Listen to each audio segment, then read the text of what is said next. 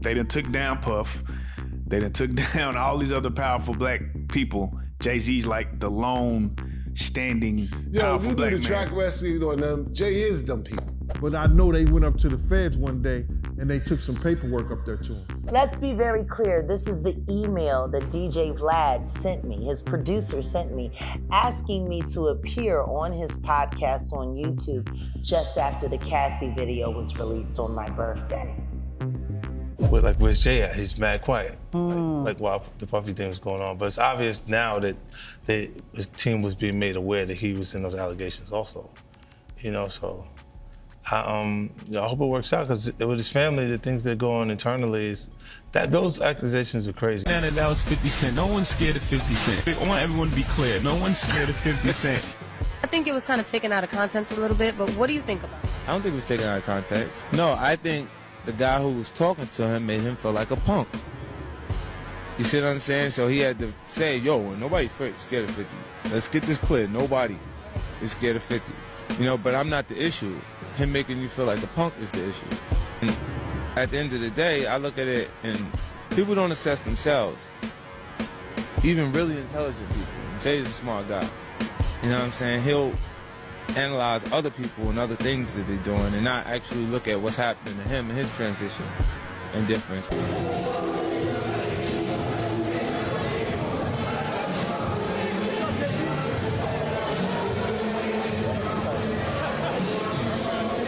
Jay, your music saved my life, man. We're Sagittarius too, Bob. Thank you so much.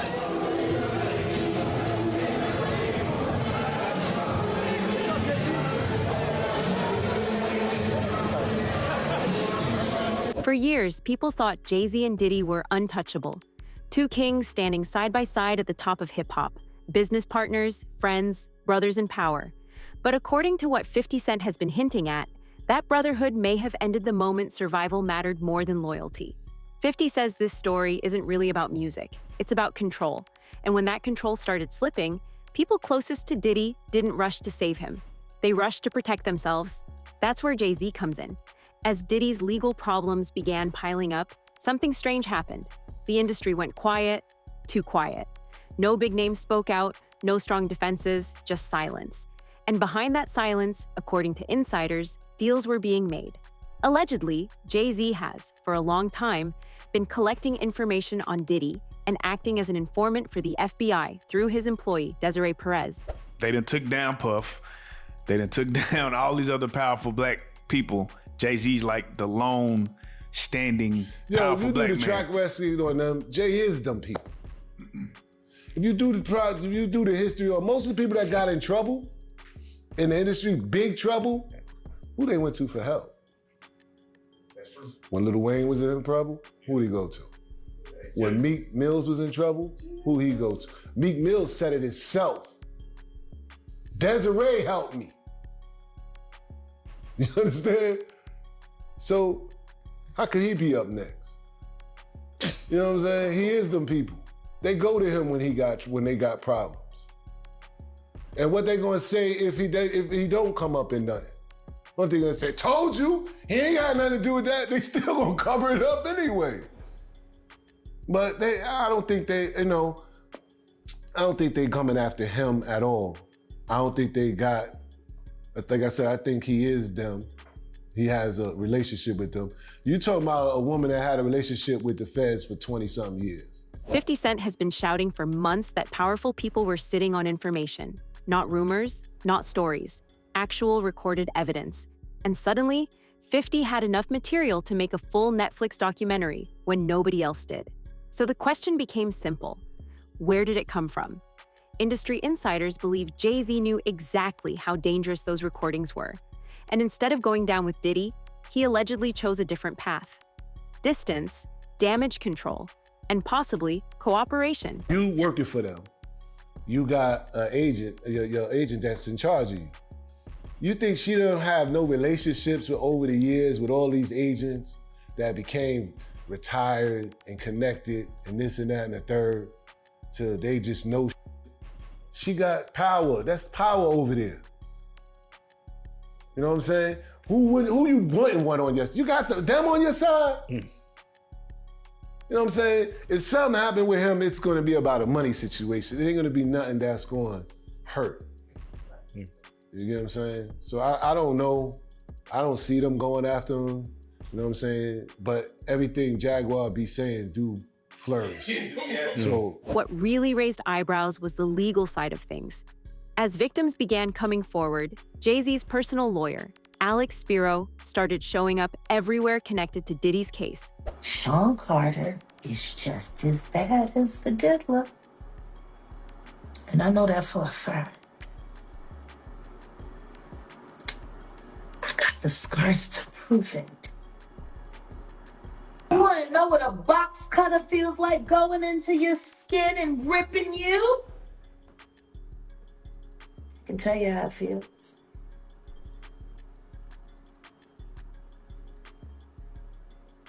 Y'all ain't seen shit yet. That Cassie shit, that's nothing. I'm saying Sean Carter remembers everything he did to me and he's got it on tape.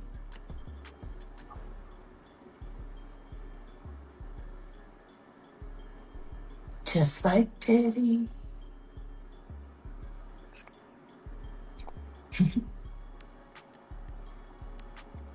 And they're gonna be crazy. It's gonna be the women that give them in the end. Jay-Z, according to critics like Jaguar Wright, has always known how to move before the collapse. She says he doesn't wait for buildings to burn. He exits early and lets the fire spread behind him. Then there's the timing. As Diddy's situation worsened, 50 suddenly had leverage, access, confidence, enough backing to take on people nobody touches. That's why people believe someone high up helped open the door. And if Jay-Z knew the tapes existed, if he knew they were going to surface, then handing them over quietly could have been the cleanest exit possible. Protect yourself, cut ties, let Diddy fall. 50 hasn't said it directly, but he hasn't denied it either. He's made it clear that betrayal didn't come from enemies. It came from the inside, from people who smiled for cameras while planning their escape. And now, Hollywood is nervous. Because if Jay-Z really did turn on Diddy to save himself, then this wasn't just a fallout. It was a calculated move. And once the tapes are fully exposed, people may finally understand why the silence was so loud. When asked why she focused so heavily on Jay-Z instead of just Diddy, Jaguar Wright gave a simple explanation. She said they are connected. You can't separate one from the other. These are criminals. Diddy is a deal, and so is Jay-Z. The proof is there. How many up people does he have to be around before people see him for who he is? It seems like these artists are trying to run away from their past. Diddy changed his name multiple times to say, that's not me, I'm trying to move beyond Diddy, I'm Love now. It seems like Jay-Z would try to run away from his past.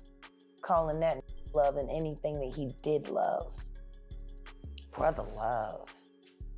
What kind of love? Baby oil love? Baby love? Baby love, explicit love, hey! They never thought that hip hop would take it this far. Oh man, it's different now.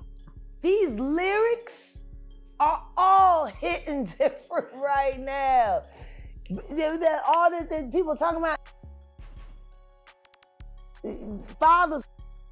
In her words, talking about one without the other makes no sense. They move together. They rise together. And if things fall apart, they fall together.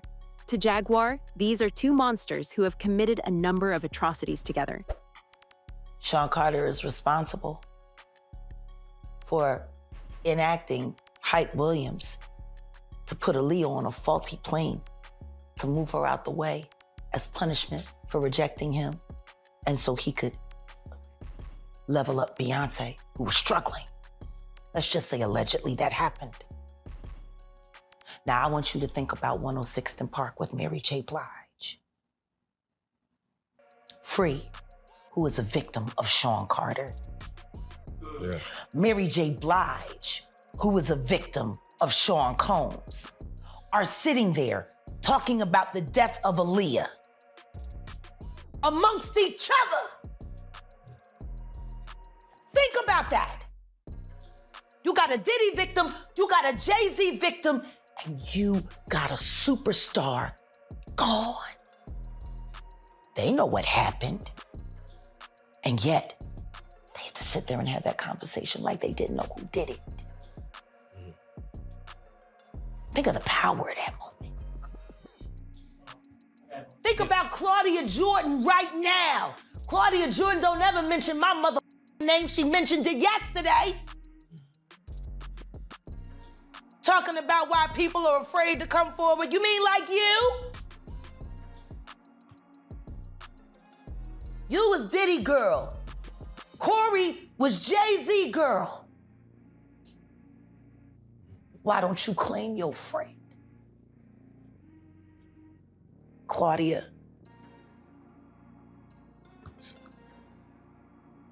So, Jack, when you say... When I say Corey, I'm talking about Kathy White. Oh, yeah, that's what I was about to ask. Jay-Z's pregnant mistress, yeah, who died of an imaginary aneurysm, just like the woman who was best friends with Kim and Kimura, who wrote the book Bling and died as soon as it made the bestsellers list. People also noticed something else. Jay-Z and Beyonce were losing followers every day, yet neither of them said a word. No statement, no denial, no explanation, just silence, while pretending life was normal. Jaguar didn't see that silence as confidence. She saw it as fear. Why does it all come to a head now? Why now? Why? Because he's the acceptable monster at this time, like R. Kelly was the last time I sat on this couch. So who's next? Y'all don't see the lineup? Yeah, we see the lineup. I'm just waiting to see who's next. Jay-Z is setting Diddy up. Why is everyone having such a hard time? He ain't doing shit different. He lined up D. Haven, stole his life and identity. He lined up Big L, stole his life and identity. He lined up Dame Dash, stole his life, identity, and took his love. Lined up R. Kelly. He wants to be the one. Yeah, shout out D. Haven. He actually hit us up, wanted to tell this story. You need to talk to D. Haven. Yeah, we need to talk to him. I told you that last year when I put you on the phone with him. And in her eyes, it's not just Jay-Z who's a criminal, but also his wife, Beyonce. Why your husband don't want to put his seed inside of you? He put it in everybody else? Wild in this world, yo. It's funny, you open up Beyonce's internet, it just gets weird. Beyonce's internet. That's what we're calling that it. That belongs to the devil. Unless you calling that the devil, she ain't nothing but an employee. Oh. Half of which dumbass bitch. So, you know, it's funny that it's crazy you say these things. Why don't nobody want to accept that? I think she went and the girl cats.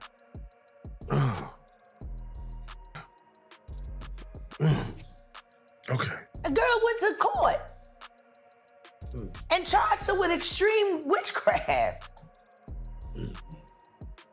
She was hypnotized. Beyonce came and she was in there eating on her and shit while she was asleep. No snacking on his big people cats.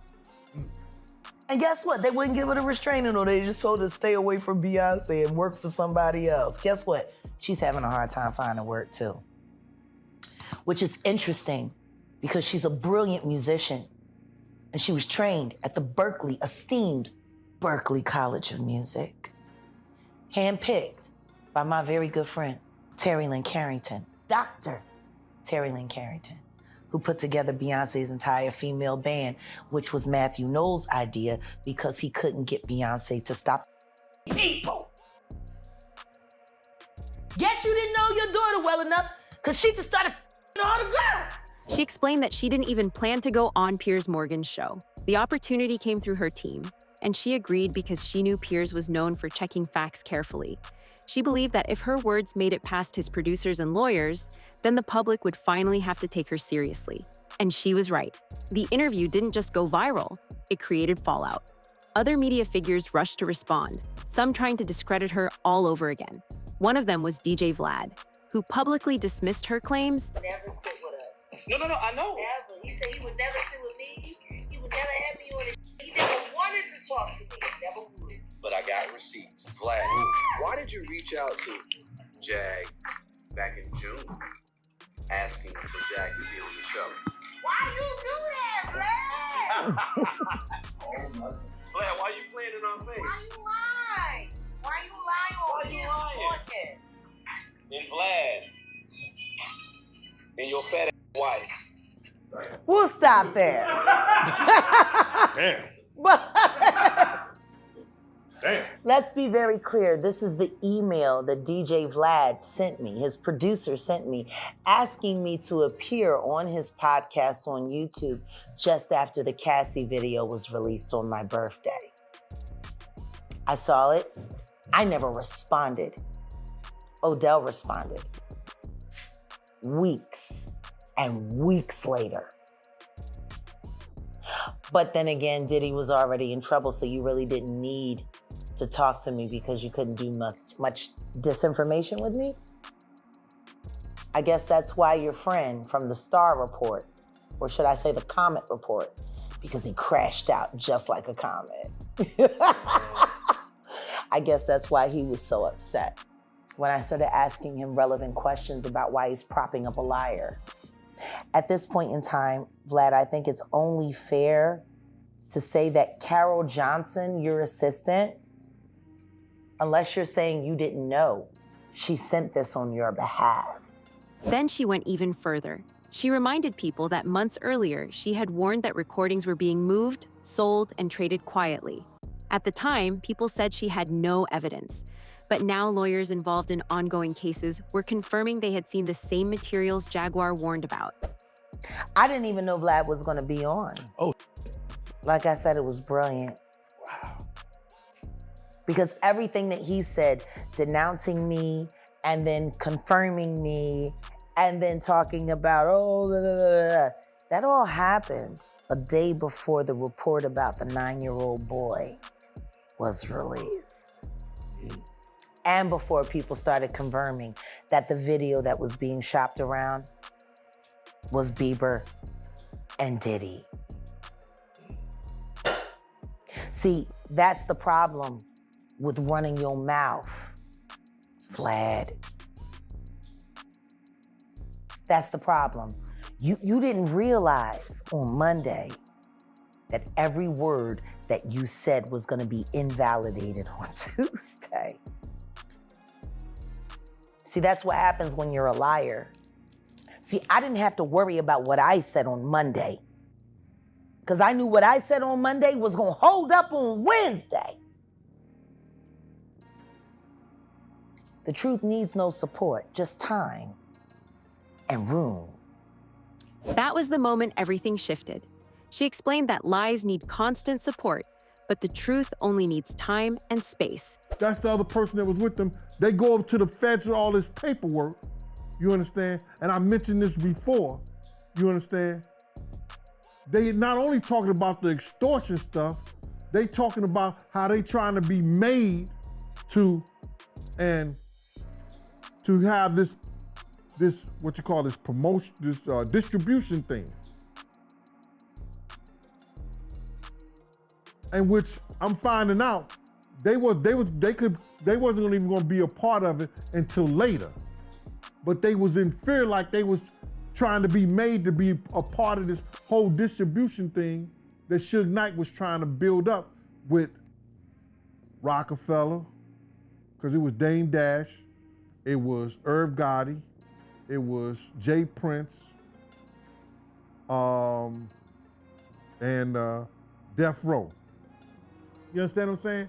So now, everybody wanna know who's this and who's that, and wanna go back and say, yo, how do you know? It came from the horse's mouth. He said he got all the paperwork to prove it. Kirk Burrows said it plenty of times, but nobody won't sit down with him. I mean, like, you know, you won't get none of these, you know, these radio stations and all this stuff like that to sit down with him. He said, I got the paperwork. He got files from the from the DEA and the FBI, all that stuff like that. He got plenty of paperwork. Names that were once untouchable are being quietly connected to the same events people talked about years ago. Jay-Z's name keeps coming up. So Puffy told, but Jay-Z, I didn't know about that. So Jay-Z, he told too? Said that years ago, man. Said that years ago. What are you gonna do? They gonna do whatever. Yo, listen to me. They're the reason why rap in New York went down the drain. They made sure that these young cats didn't come up with platforms and didn't come up with situations. Like Jay-Z, let me tell you something. Jay-Z and it's funny. It's funny. We were talking about how Puff and Ja Rule was cool. But at one time, Puff was trying to trick Ja Rule into going at Jay-Z. That whole weekend that he was with Sarah. The whole weekend they was in that hotel room. That day they was in that hotel room. All the way coming back on that G5 jet. He was trying to talk Ja Rule into going at Jay-Z. But now him and Jay-Z is like freaking frat. Crazy how things work out, huh? That's how fast alliances shifted.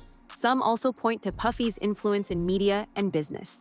Moments where broadcasts didn't cut to commercials. Conflicts where powerful figures faced sudden consequences while others seemed untouched. People noticed patterns. When Kanye West publicly challenged Puffy and hinted at his business connections, the fallout was immediate. Speaking of Kanye West, he made a comment on Drink Champs and he said that Puffy was the feds. What you think about him saying that? Well, when he talking about the feds he could be saying that he's their ear. Puff is the one who goes back and he tells, like he did when Suge, when Jay Prince, when Irv Gotti, I think it was Irv Gotti could have been a part of that too. When they was all trying to get that distribution company together, he the one went back and told Jimmy Iovine them, and then him and Kirk Burrows Kirk said he didn't know what he was doing. They took paperwork and they took some stuff up to the feds, you understand, regarding Death Row now. I don't know the intricate details of what they took, but I know they went up to the feds one day and they took some paperwork up there to them. That idea circles back to the original claim. The exact details may still be hidden, but the pattern keeps repeating. And when stories told years ago start lining up with what people are saying now, it stops sounding like rumors and starts sounding like history catching up.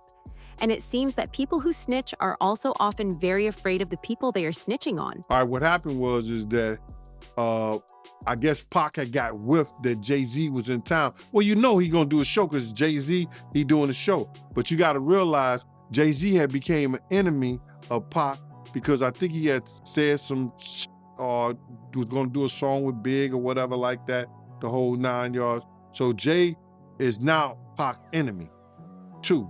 So Chaz Williams, who was over Black Hands. Black Hands was one of the labels who did that Black Gangster had every artist in New York on. And Chaz, who is now getting into the music business, has become a music executive. And he was once a former gangster who was on American Gangster, BET, because they had him down for robbing 161 banks. That's what they put in their program and everything. But Chaz was a gangster in New York City that became a music executive. So he gets a phone call saying that Jay is not gonna come out the room because Tupac threatened him. So he's not gonna do his show. Can he make some phone calls, you understand, to get Pac off the bullshit? So I think he may have talked to Big D, and Big D and Eric B called Suge, and Suge was laughing, saying that wasn't him. because they tried to make it seem like it was Suge that was doing it, but it was Pac. So I guess Suge called Pac. Pac let him go ahead and do his show and everything like that. But Jay was scared to come out his room. So that story was really true about Jay-Z being afraid to come out his hotel room. Yeah, come on, man. Yeah, he was scared. Probably still is scared. Gene says people later tried to downplay the story or act like it never happened, but he sticks to it. He also explains why everyone wanted to calm things down quickly. At that time, there were talks about building bridges between the East Coast and West Coast. There were even discussions about creating a Death Row East-type movement involving artists from New York and California. If things exploded between Tupac and Jay-Z, that plan would have fallen apart instantly. It was going to call a dissension because they were trying to start Death Row East Coast. And that would have been Pac, Eric B., and you know what I'm saying, all the dudes here in New York. So then they're going to have groups coming back and forth from Cali to New York.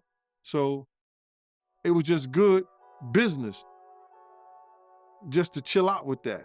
But they was trying to chill out the whole thing. They had a big meeting and Puff wouldn't send a representative or let Zip or Chaz represent him in the meeting. Yeah, that's a wild story. And who told you this story, if you don't mind me asking? I was there. Oh, wow, I didn't know that, man. I didn't know you was there. So you was there when Jay was scared to come out his hotel room. I had no idea, man. I used to roll with Chaz every day, bro. And then it came out. And then it came out, somebody else told the story. But that, I think it may have been Dame Dash or something like that told the story. A lot of my stories get out, man, but they don't believe when I tell them. They believe it when they hear somebody else say it. So now the silence makes more sense. When you line up the old stories with what's coming out today, the picture starts to look clearer. The same names keep showing up, the same patterns keep repeating, and the people who talked years ago are suddenly being proven right. Do you think we'll see something new come to light? Let us know in the comments below.